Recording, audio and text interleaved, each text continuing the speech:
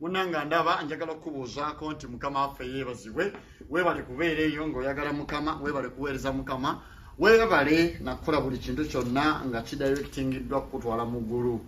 Amannya n'enjogera nga bulijjo ayinza Anthony Ebo omuddu wa mukama. Tuli mu kaseera ak'okukungubaga ku lw'omukaaga oluwedde twafiirwako taata waffe, twafiirwako jjajjaffe, twafiirwako omwagalwa waffe omwami Ssajjabbi Kavuma Silas nga yali mutuuze w'Ebugerere Nazigo era yali musajja wa Kabaka. Twafiirwa nnyo, ensi yafiirwa, Uganda yafiirwa omusajja eyali akolerera eggulu, omusajja yali akolera obulungi. Naye tuli bagumu nti yali yalokoka, yali yakkiriza mukama waffe Yesu Kristo era nga bwe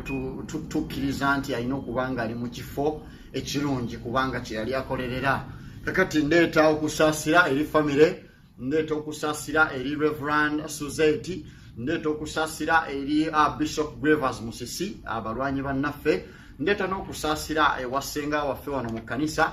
Senga Rose ne mwanyinaffe Goreti Mubiru. Mbasaasira nnyo n'abazzukulu Ziva, Evanjo n'abala mwenna besimanyi. Mbasaasira nti Katonda yawa era yajjawo mu kaseera nga kano nga tukungubaga, nammwe tubasabira Katonda bagumye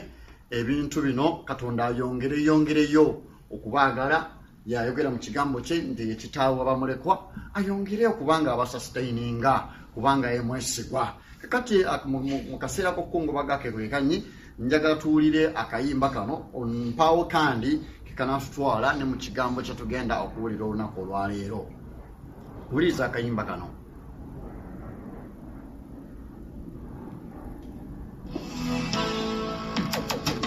Omuntu aligabana ki bwaba obulamu tabutegese, tuyozi muyitamu olwa bino ebintu ebirekwa. Musajja bw'atazukuka kiro era bw'atyo yebaka kiro ng'akooye, matuya nalabe nga museena beera wakabi. Emmotoka yagula nene era ennyumba yagala ngasi, azanyira ku by'obugagga bwe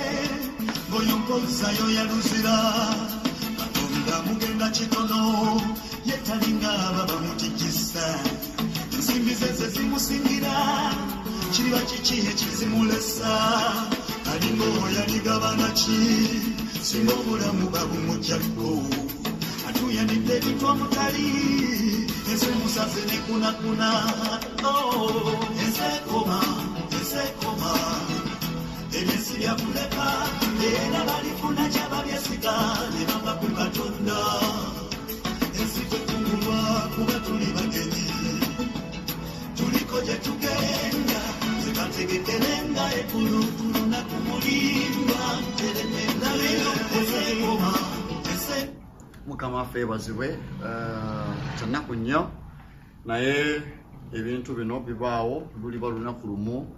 amawulire gajja kujja oba nga nze oba gwe andaba nga ogenze munnange. Kakati akaseera kano ketuyinaako okwetegeka, nkusaba munnange nno okakozese bulungi kubanga twetegeka kati akaseera ketuyina nga tukyali balamu ketwekozesa okwetegekera eggulu ng'ekyabadde ewa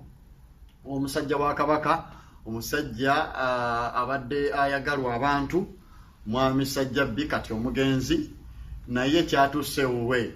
najjiwa mu bulamu bw'ensi muno. Naawe kijja kutuukako, nange kijja kuntuukako. Kana akaseera ketulina okukozesa okwetegeka tulina okukakozesa bulungi kubanga bwe tumaliriza wali tewajja kuba okwetegeka kulala kwonna. Kitalo nnyo bannange. Obutamala budde njagala tugendeko mu kigambo kya leero, ekigambo kya Katonda. Bayibuli kiyita tawaaza eri ebigere byaffe. Kakati tugenda kugabana ekigambo tusuubira Katonda otukola obulungi era okuyita mu kigambo kino. Kakati tugenda kuva mu Bassekabaka ekyokubiri essuula 2 n'akanyiri akasooka. Tugenda kugambana ku kigambo ekyokukola obulungi,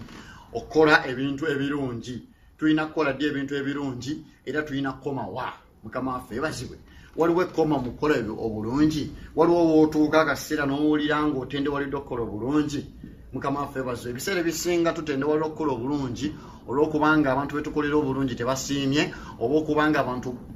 tubakoledde obulungi ate bo ne batukola bubi naye bayibuli etugamba tutya nti ne mu kaseera ako tukola tutya kubanga tutegedde nti bw'olokoka omuntu bw'okyuka bw'obeera omukristaayo oba olina okukola obulungi kakati mu kukola obulungi okwo twagala okwenyikiza tulinako maddi tulinako mawa tugenda nga bwe nagambye tugenda kusoma mu bassekabaka ekyokubiri essula 2 kankusomere mu biro ebyo Keezeekiya n'alwala kumpi n'okufa gamba mulirwanaawo awo nti Keezeekiya n'alwala okumpi n'okufa mukama waffe bazibe Isaaya nabbi mutabani wa Amozi najja gy'ali n'amugamba nti teekateeka ennyumba yo kubanga ogenda kufa so togenda kulama mukama waffe bazibe nange kantwale akakisa kano nkugambe nti naawe lujja kuba lumu naawe otuuka akaseera ng'ogenda kufa mukama waffe bazibe nange akaseera kajja kutuuka nga ngenda kufa anyinako kubiri awo n'akyukira maaso ge ku kisenge n'amwegayirira mukama n'ayogera nti jjukira kaakano ayi mukama nkwegayiridde bwe natambuliranga mu maaso go n'amazima mu mutima ogwatuukirira n'enkola ebiri mu maaso go ebirungi Keezeekiya n'akaaba nnyo amaziga mukama waffe bazibwe Keezeekiya ono bayibuli etugamba nti yatuuka akaseera ng'agenda kufa era Katonda n'atumba nnabbi Isaaya okumugamba nti munnange gundi gwe Keezeekiya ogenda kufa Keezeekiya yakola atya waliwo ebintu bingi naawe mmanyi oyita mu bulamu buno waliwo wootuuka akaseera ng'owulira otendewaliddwa ng'owulira okomye mukama waffe bazibwe ne bakubuulira amawulire amabi nga gano ge bawa Keezeekiya Isaaya yajja n'amubuulira amawulire nti munnange obulwadde bw'olwadde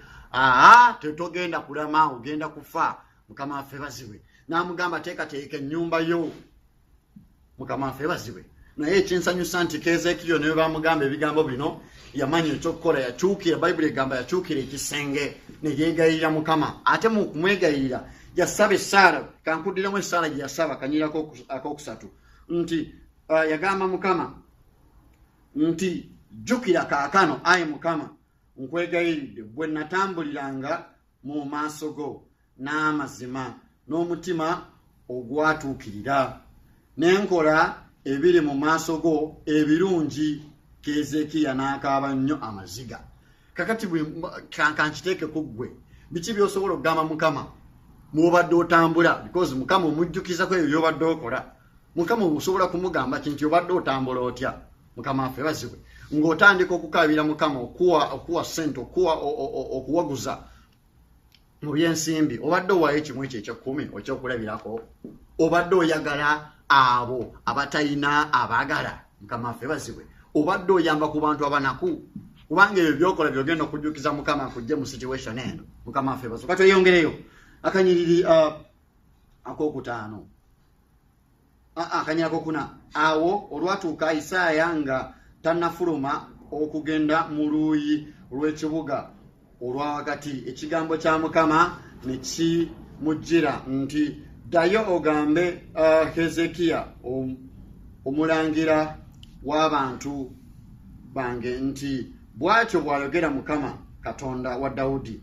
jjajjaawo nti mpulidde okusaba kwo ndabye amaziga go laba ndikuwonya ku lunaku olwokusatu lwoliri olunaku lwokusatu mukama waffe bazibwe akamukaaga era njogera nti ku nnaku zo emyaka 15 era ndi lokola gwe n'ekibuga kino mu mukono gwa kabaka w'ebusu bwa Suli era ndirwanirira ekibuga kino ku lwange nze ne ku lw'omuddu wange Dawudi mukama waffe bazibwe Katonda amuddamu kubanga akaabidde mukama amujjukiza ebirungi bye yakolanga nti amujjukiza nti munnange natambulira mu makubo go nti nakola ebirungi mu maaso go Mukama waffe bazibwe nawe njagala ofuneyo ebintu byesobola okujukiza Mukama nti osobola okumugamba nga otuse mu kaseera nga weetaaga okununulibwa otuse mu kaseera oli mulwadde otuse mu kaseera nga weetaaga Katonda okuinterveningiramu naye ng'olina ebintu by'oyimirirako n'ogamba Mukama bino bye mbadde nkola Mukama waffe bazibwe ate osobola kugamba Mukama bintu bitali birungi kubanga tosobola kugamba Mukama nti munnange mbadde katamiira jjobyo tosobola kumugamba nti munnange mbadde mwenzi tosobola kumugamba nti mbadde mukaba ebyo kubanga Katonda tabyagala abayinza obutakuyamba naye olina okumubuulira ebintu ebirungi by'obadde okola mu maaso ge Mukama waffe bazibwe ebyo Katonda byagenda okuyimirirako akuwonye oba akutaase Mukama waffe bazibwe kakati tulina okubanga olwo ebintu bye tuyimirirako nga tusaba tomala gasaba ssaala nga tulina by'oyimiriddeko Mukama waffe bazibwe bw'ogamba nti okulokoka okyuka n'otandika okukola ebintu ebirungi n'ova mu bintu by'okola nga tebisaana Mukama waffe bazibwe kakati katwongere tusome era Bayibuli yaffe tugendeko mu ndagaano empya njagala nnyo waliwo omu yaŋŋamba nti munnange eby'endagaano enkadde bikadde naye katugendeko ne mu ndagaano empya mu bikolwa by'abatume essuula 9 ebikolwa by'abatume essuula 9 n'akanyiriri aka 36 tugenda kulaba omukyalo omulala naye yali muweereza ng'alina byakola Mukama waffe bazibwe ng'alina byakola era mu bikolwa byebyo byatuuka ne bimuyamba ebikolwa by'abatume essula 9 akanyiriri aka 36 kansome awo waaliwo mu Yopa omukazi omuyigirizwa erinnya lye Tabiisa okutegeeza kwalyo ayitibwa Doruka omukazi oyo yali ajjudde ebikolwa ebirungi n'ebintu bye yagabanga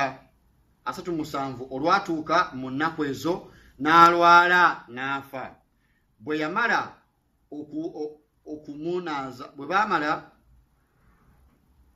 olwatuuka mu nnaku ezo n'alwala n'afa bwe baamala okumunaaza ne bamuteeka mu kisenge ekyawaggulu 38 era kubanga Luda kyali kumpi ne Yopa abayigirizwa bwe baawuliranga Peetero gyali ne bamutumira abantu babiri nga bamwegayirira nti tolwa tuukirira gye tuli 39 Peetero n'agolokoka n'agenda nabo bwe yatuuka ne bamutwala mu kisenge ekyawaggulu gye baali batadde omulambo gwa Tabiisa ne bannamwandu bonna ne bayimirira kumpi naye nga bakaaba nga boolesa ebizibaawo n'ebyambalo Doruka oba Tabiisa bye yakolanga ng'akyali nabo akanyiriri akaana naye Peetero n'abafulumya bonna n'afukamira n'asaba n'akyukira omulambo n'agamba nti Tabiisa yimirira n'azibula amaaso ge awo bwe yalaba Peetero n'agolokoka n'atuula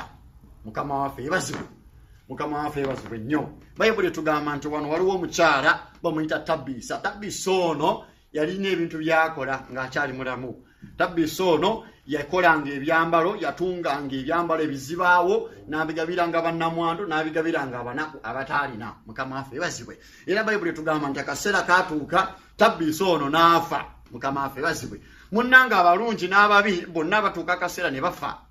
naye ekibaawula byebikolwa bye baakolanga kakati akaseera Tabiisa ono mwe yafiira Bayibuli etugamba nti baayita mangu nnyo Peetero baamuwulira ng'ali ku luuyi olulala ne bamuyita mangu nnyo abeeko kyakola kubanga omuntu ono eyali afudde yali wa mugaso kankubuuze kano gwe gy'obeera eyo mu community mu kyalo mw'obeera mu bantu b'obeera nabo mu famire mw'obeera oli wa mugaso oli wa mugaso basobola okutuuka akaseera ne bagamba bannange singa gundi abaddewo Mukama waffe yebazibwe nti singa gundi ono abaddewo yandituyambye mu kino kakati kyekyali ku Tabiisa nti yatuuka akaseera n'afa naye bannamwandu amaziga ge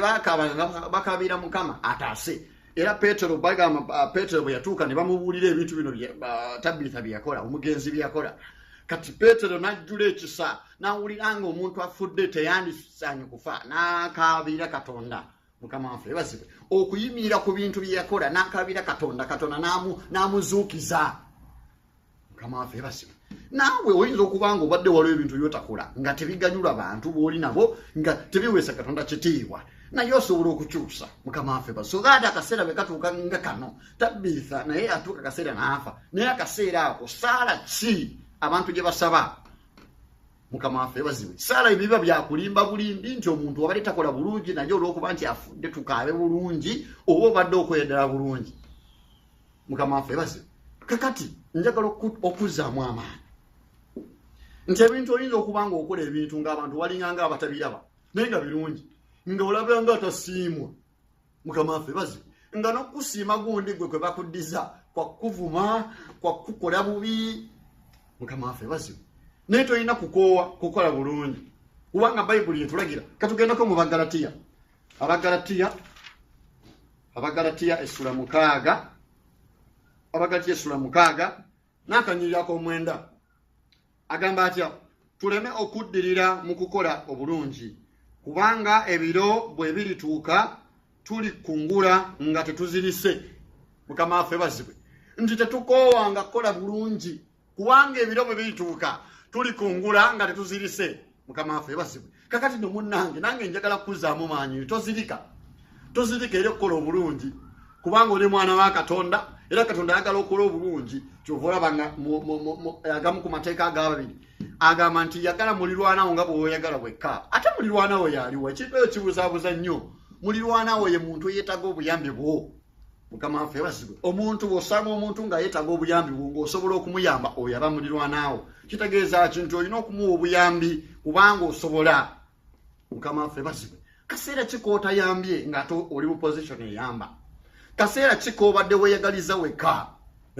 ebintu byeyagaliza gwe n'abaana bo ne mwami oba ne mukyala wo Mukama waffe ebazibwe naye olina okugetinga out of that kubanga ekikusuubirwamu ng'okulabirira abaana bo ne mukyala wo ekyo kikusuubirwamu era gundi gwe oba tobikola twewuunya bwewuunya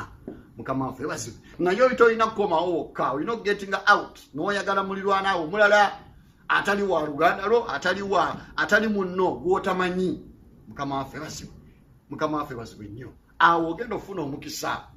bw'ogenda okuyimirira ogambe Katonda waliwo ebintu by'obadde okola nga tobikola ku lwanga ggwe naye olw'obikola ku lwa Katonda ku lw'abantu abalala kati nno kubamu akafaananyi lowoozaamu waawo ogenze waawo byokoze ebitali bituufu waba okoze nga obadde weeyagaliza wekka okyuse kubanga Bayibuli etugamba nti bwe tutegeera amazima gatufuula ab'eddembe kati otegedde amazima gano nti munange oyinza okuba obadde okooye naye amazima gali nti age Bayibuli nti tulina kukoowa kati munnange njagala okuzzaamu amaanyi nti tokoowa kubanga Bayibuli etugambye wano nti tujja kukungula nga tuzirise kale tozirika mu kukola bulungi bweyongereyo n'okukola obulungi kubanga Katonda kyakwagaza kubamu akafaananyi mpolampola olabe ebyo byobadde totereeza byobadde okola nga si birungi eri abantu abalala Mukama waffe ebazibwe era nkuyita nti munnange kyusa ogoberere Kristo obeere mugoberezi wa Kristo mu kaseera ng'ako akawali okukoowa Mukama naye alaba agenda kuwa omukisa agenda kuwa amaanyi Mukama waffe ebazibwe oyongere okukola obulungi Mukama waffe ebazibwe tulina okwezaamu amaanyi buli kaseera nti newankubadde ebintu bino bigenda mu maaso mu nsi newankubadde abantu balabika nga batasiima newankubadde bino ne biri naye tusigale ku mulamu ogw'okukola obulungi Mukama waffe ebazibwe awo ne Mukama wanaatuweera omukisa tusabeko ffenna Mukama Katonda amuwa amaanyi obuyinza obw'ekitiibwa twagala okwebaza olw'ekigambo kyo ekigambo kyo kitugambye kituzizzaamu amaanyi okukola obulungi era obutakowanga kukola bulungi Mukama waliwo ebiseera bituba tukola ne tukoowa okukola obulungi naye mukama tuzibba obujja mukama katonda ng'amaanyi nti gwe tuyita okukola obulungi kakano nakati tuyambe nga tukola obulungi beera katonda w'obulamu bwaffe nkusaba otujjukizenga obulungi bwo nkusaba ng'otubeerenga okukola obulungi katonda ng'amaanyi ow'enzi ow'ekitiibwa otukoze obubi tusaasire otusonyiwe tuteekawo essuula empya mukama tutandikewo essuula empya okutandika n'olunaku olwaliro kabaka nti tunaakolanga ebintu ebinaakugulumizanga ebinaakuwa ekitiibwa n'ettendo kabaka webale mukama katonda wange olw'obuwanguzi bw'otuwadde webale katonda ng'amaanyi kubanga tukyusizza endowooza yaffe webale katonda ng'amaanyi tunaakwebaza tunaakusinza mu linnya erya Yesu Kristo kama waffe amiina webale mukama webale katonda wange webale Yesu wange thank you Jesus webale mukama webale mukama webale njagala okwebaza olw'okusigala nga okyalaba era ng'osapootinga ng'osharinga bu vidiyo buno kola kya ttendo kubanga tubuulira enjiri ffenna bw'ogabana ne mulirwanaawo ne muganda wo ne mukwano gwo tubuulira ffenna enjiri webale nnyo webale ddala nsigadde nze ayinza Anthony Ebo omuddu wa mukama era nga nsinzidde wano ku New Life International Christian Center wana Medford yasumbibwa omusumba Samwiri Mutyaba nga musumba omukulu webale nnyo kundaba mukama akuwa omukisa nga nkujjukiza titokoowa kukola bulungi wanga Bayibuli etugambye nti bwe tuli kungula nga tetuzirise mukama akuwa omukisa nkwagala nnyo bye bye